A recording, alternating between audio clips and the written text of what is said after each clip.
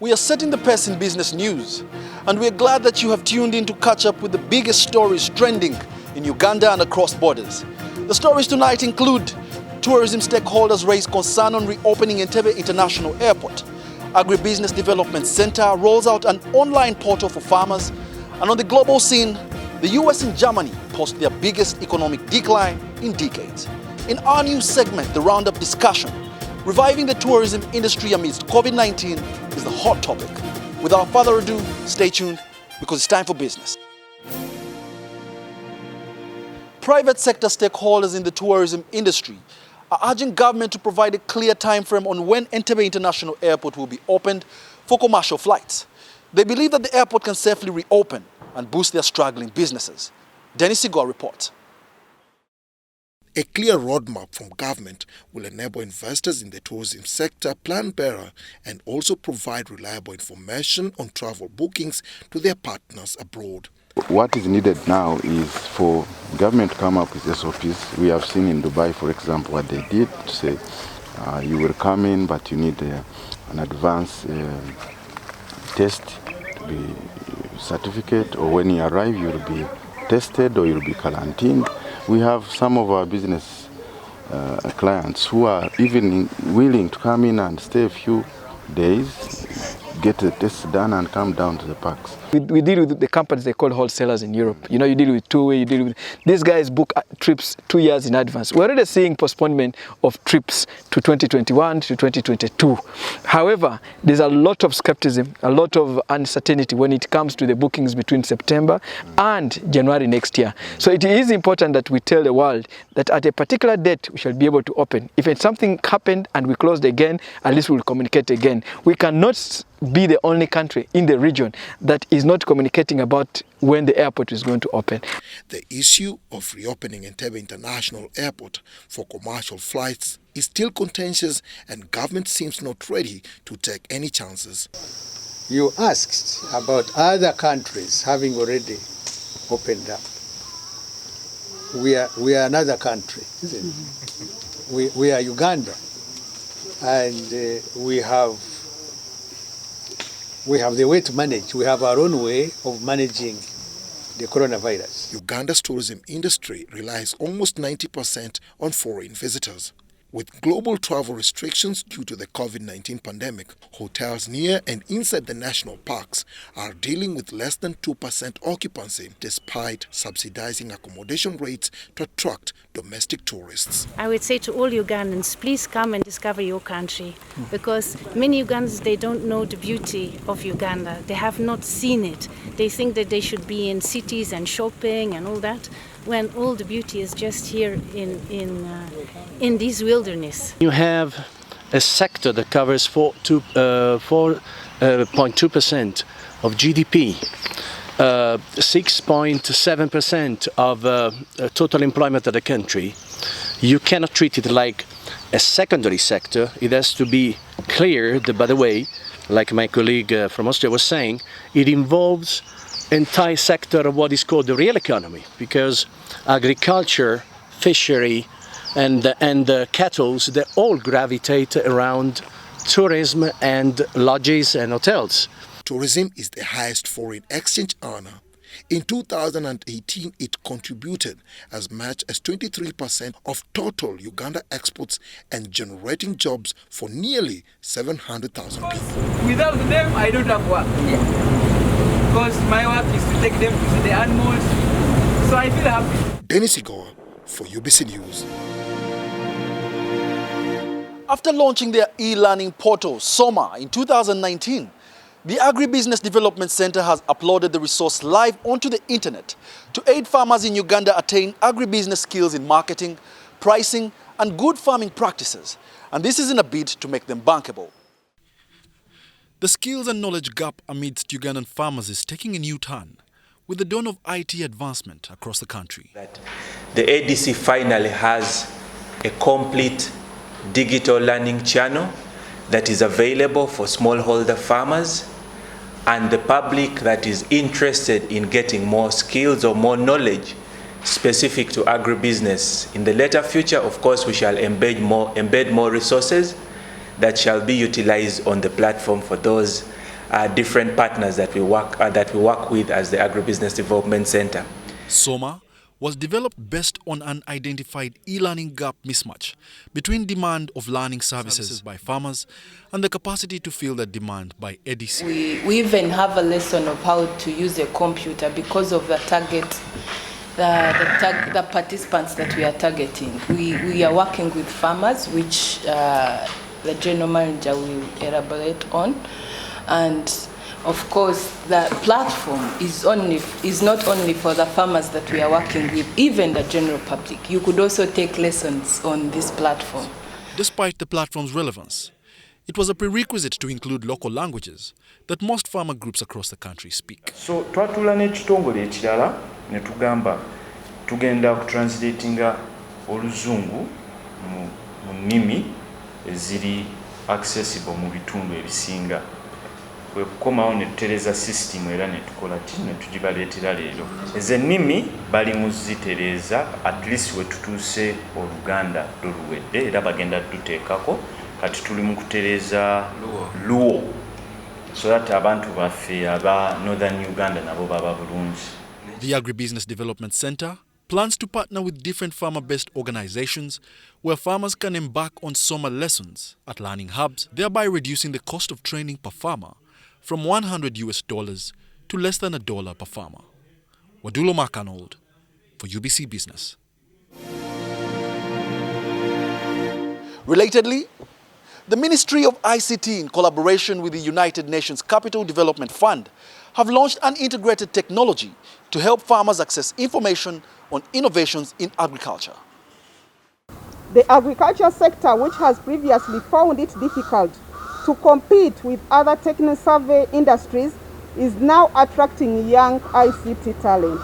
I'm hoping that through innovations like these ones, the young generations will start to see agriculture as an attractive venture. Using digital platforms to access information. We are using digital platforms to access healthcare, but there are those in danger of being left behind. We're talking about rural farmers, women, refugees, migrants, small businesses.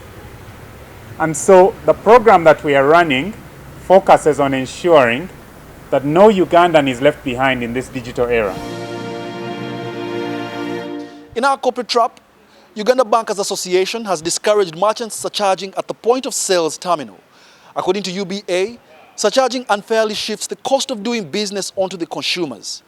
In another development, Airtel Uganda joins market players in aiding cashless retail payments, and we share with you the highlights of the launch of the Airtel Money Pay at Game Lugogo, Kampala, a retail department store.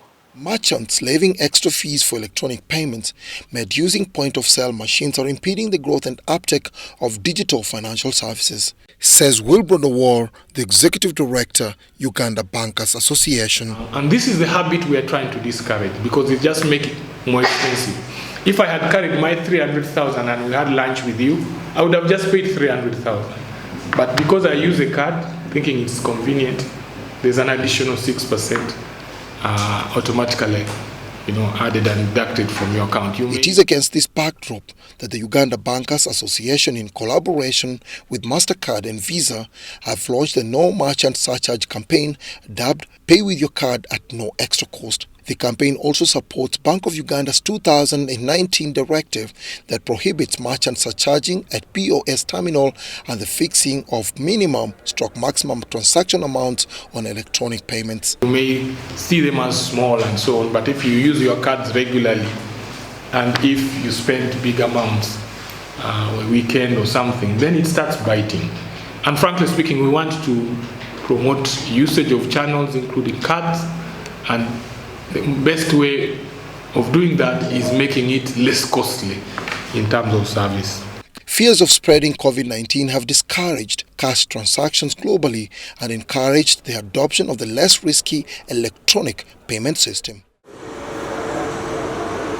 We have been having our customers request for a seamless way of how they can pay their service providers without going to the agent outside to cash out, but just to pay directly from their Airtel Money wallet. So this particular service has been under pilot for 1 year, so far, and what we did was to concentrate on the businesses that are within Kampala, and I will tell you that the adoption is very tremendous.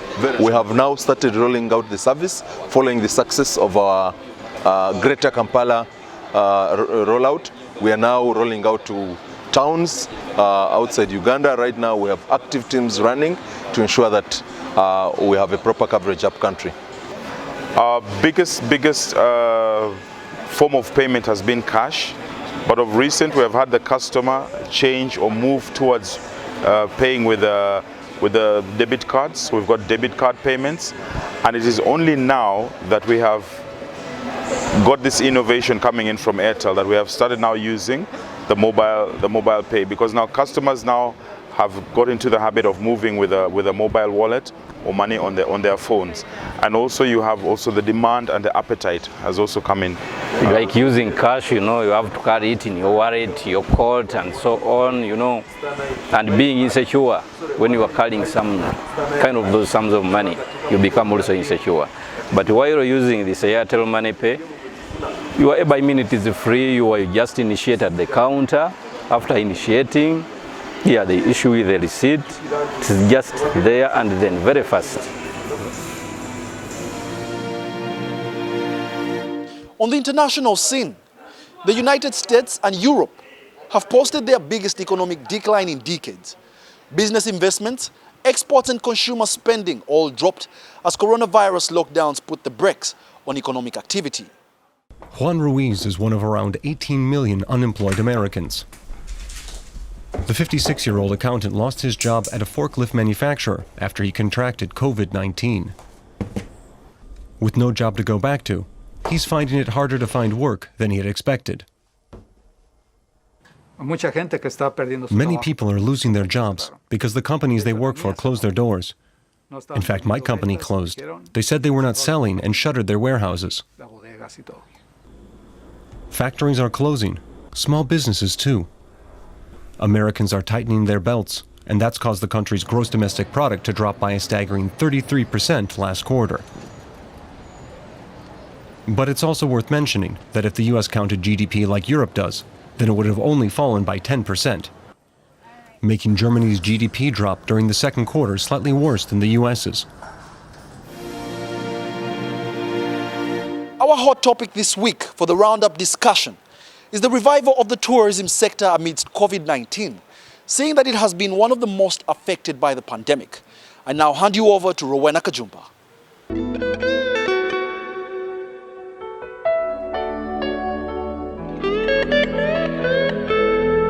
We're into a new month, finally, as many people may be thinking back at home. And I do hope our Muslim brothers did enjoy their Eid al-Duha.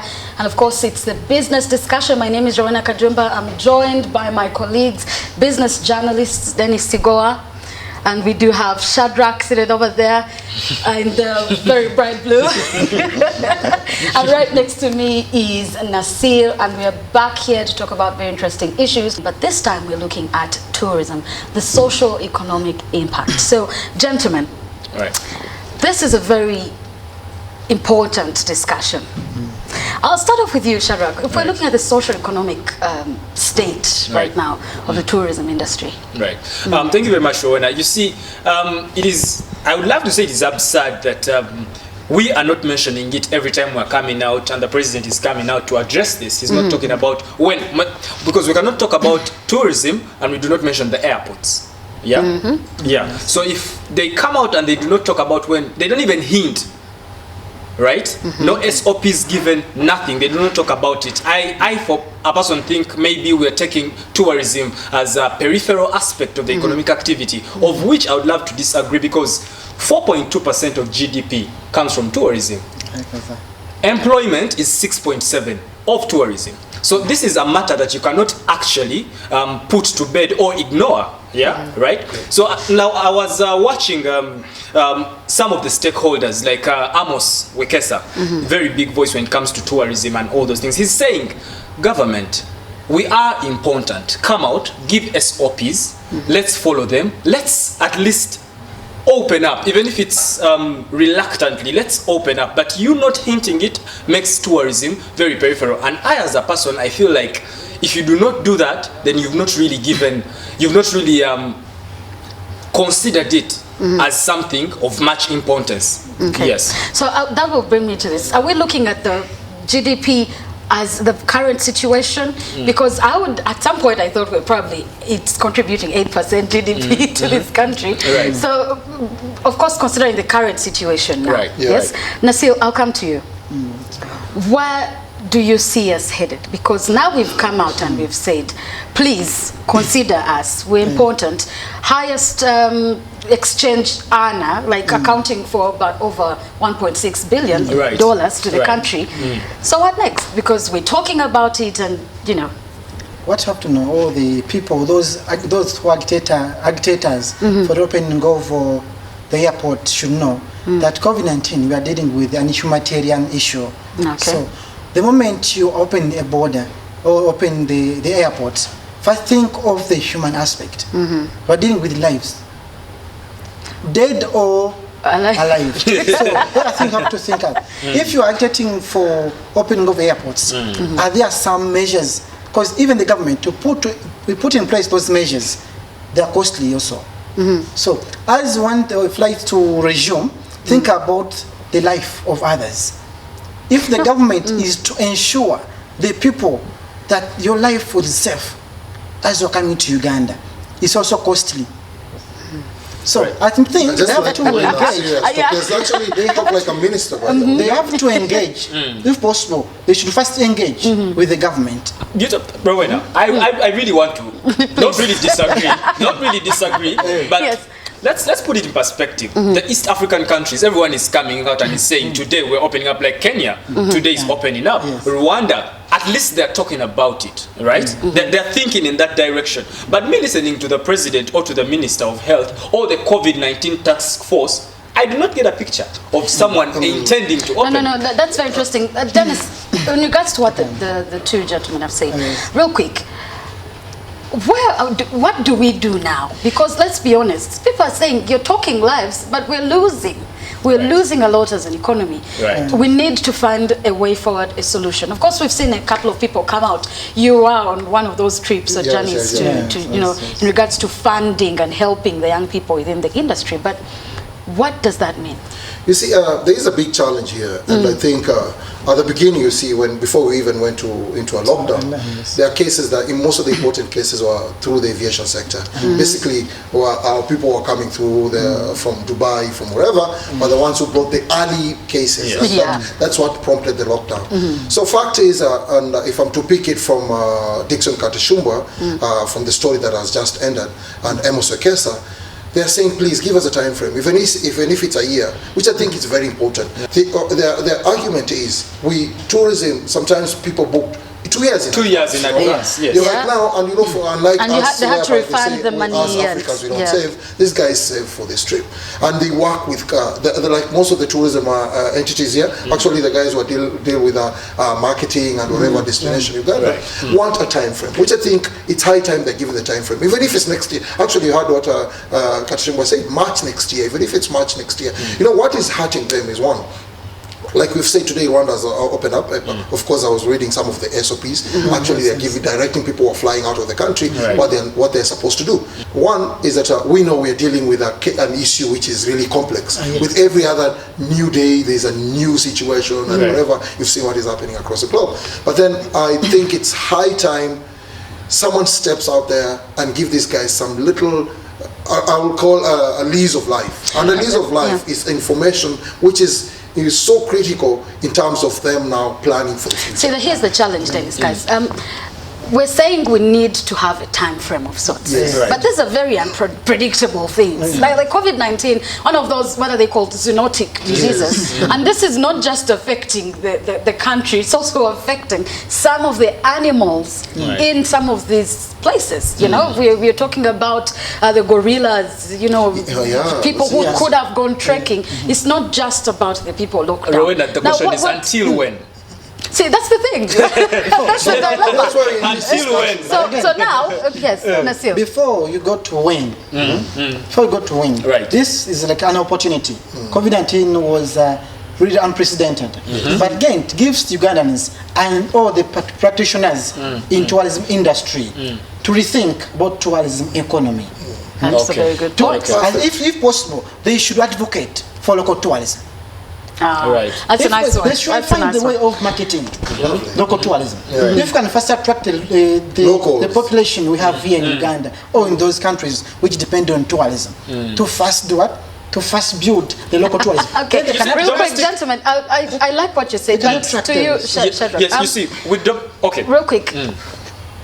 Local tourism. Domestic tourism. Domestic tourism. But already we are having more conflict than ever because now we sort of let nature take back its course, and you're having elephants attack people. I saw elephants in Kasese. Yes, you're having poachers because they've been sustaining on this tourism and they can no longer sustain themselves, and they're thinking, I think we need to go down this road of poaching. Then you're telling us local tourism, brilliant idea. How are we going to get these two back together and say, hey, we need to streamline these boundaries again?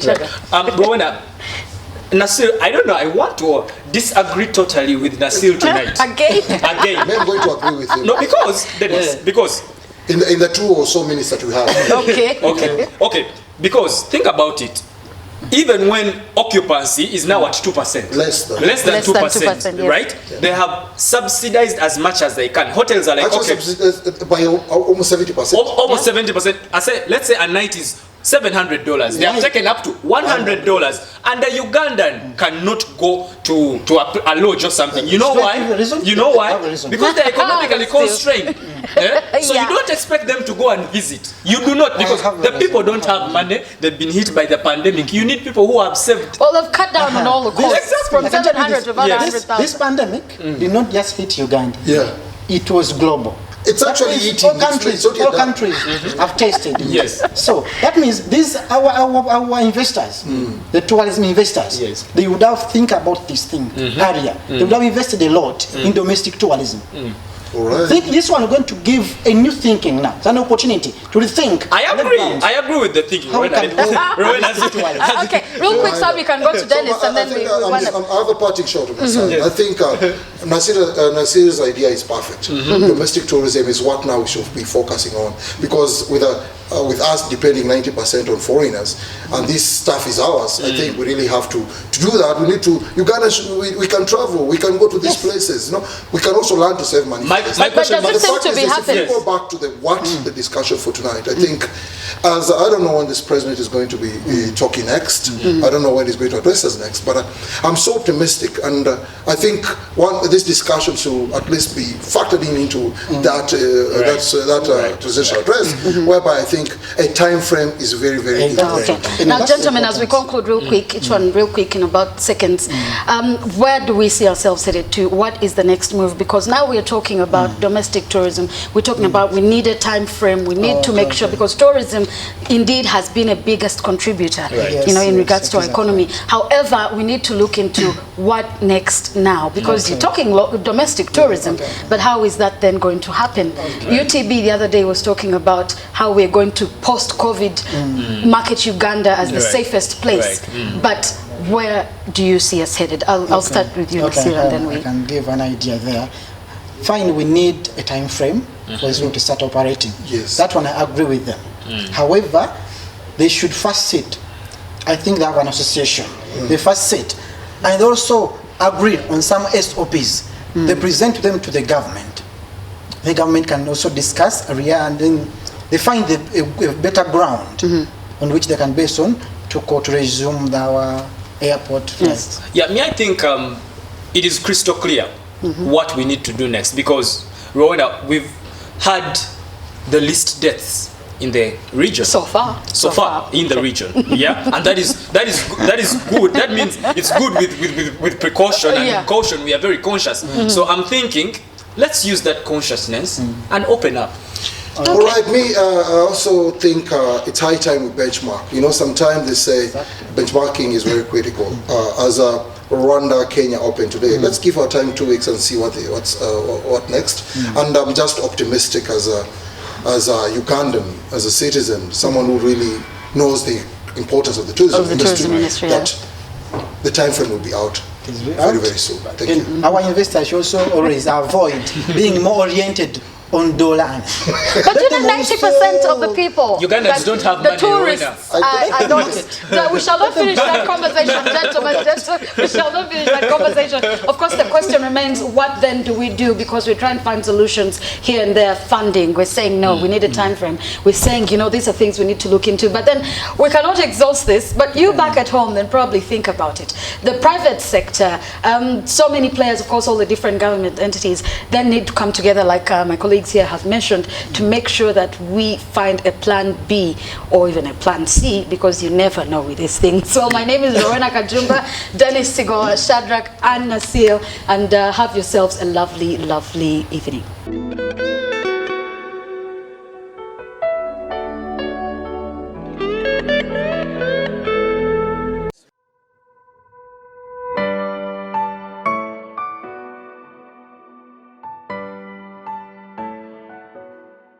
Our equipment is all here. The civil works are complete.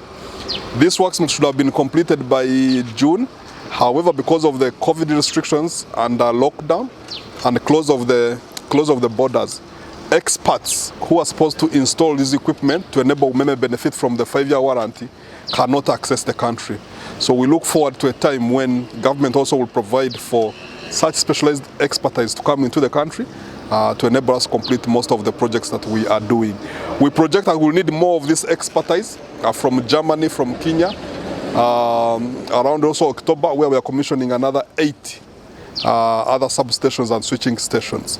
So you can see this is one of the impacts we're experiencing as a business, delayed project completion due to restrictions and movement of expertise.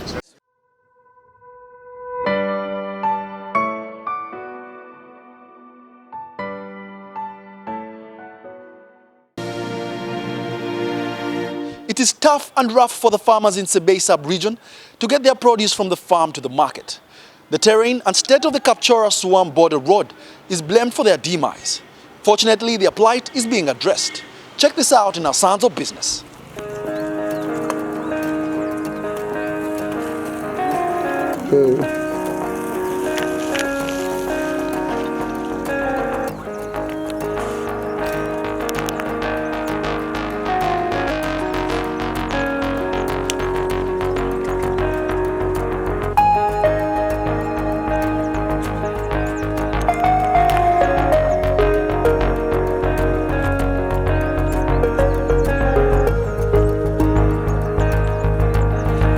Yes, we only have one problem. That big challenge is just this road. To transport goods from here to the market, because we don't have any market, it's a problem.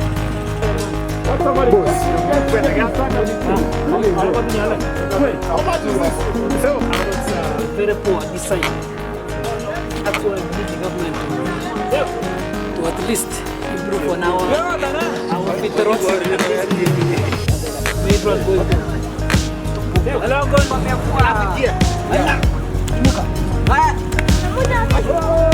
Saidia polepole. Saidia polepole isiumie. Inua miguu.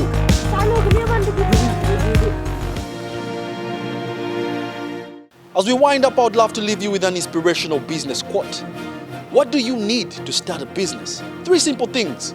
1, know your product better than anyone else. And 2, know your customers. And 3, have a burning desire to succeed. Words of wisdom from Dave Thomas, founder of Wendy's, an American international fast food restaurant chain. Otherwise, thank you for being a part of the Business Roundup this week. Catch me next time, same place. From the team and I, it's goodbye.